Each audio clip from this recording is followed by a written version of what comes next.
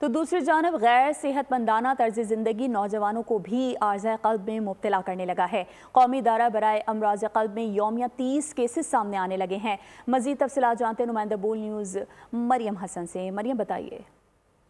شہر قائد میں امراض قلب میں دن بدن اضافہ جاری ہے۔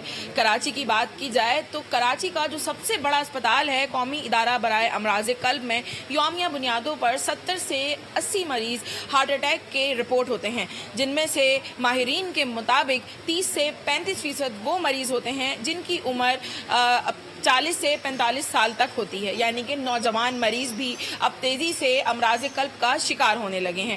کیا وجوہات ہیں؟ اس وقت ہمارے ساتھ اسٹیپ ڈاؤن یونٹ کے انچارج ڈاکٹر کامران موجود ہیں، ہم ان سے بات کرتے ہیں۔ اس میں سب سے بڑی وجہ تو یہی ہے کہ ہمیں جن چیزوں کا خیال رکھنا چاہیے وہ اسپیشلی ہماری نوجوان جو طبقہ ہے وہ اس پہ خیال نہیں رکھتا۔ اس میں سب سے اہم چیز جو ڈائٹ ہے کہ جو ہیلدی ڈائٹ ہے ہم اس سے بہت دور جا چکے ہیں، جنک فوڈ کی طرف ہم چلے گئے ہیں۔ دوسرا یہ ہے کہ ہم اپنی نہ نیند کا خیال رکھتے ہیں نہ اٹھنے کا خیال رکھتے ہیں۔ جو 6 سے 8 گھنٹے کی جو ایک فطری نیند ہے اس سے بھی ہم بہت دور چلے گئے، اور اس کا ایک بڑا رول جو ہے وہ کچھ فرینڈ سرکل ہے، کچھ ایڈکشن ہے اور کچھ موبائل کا یوز ہے۔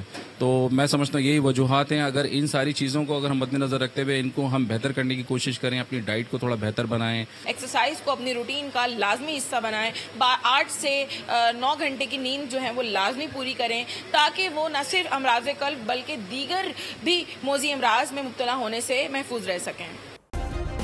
سبسکرائب کریں اور بیل دبائیں تاکہ کوئی خبر رہ نہ جائے۔